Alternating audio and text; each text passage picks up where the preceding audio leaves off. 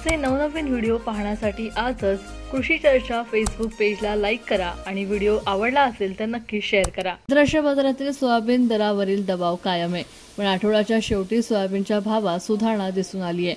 शुक्रवारी सोयाबीनचे वायदे $9.52 प्रति बुशेल्सवर बंद झाले होते, तर सोया तेलाचा बाजार $40.38 प्रति पाऊंडवर होता।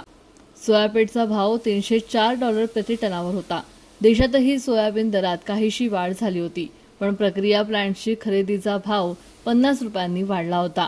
4500 ते 4550 रुपयांच्या दरम्यान खरेदी सुरू होती, पण बाजार समित्यांमध्ये भाव सरासरी 4000 ते 4300 रुपयांचा भाव मिळतोय।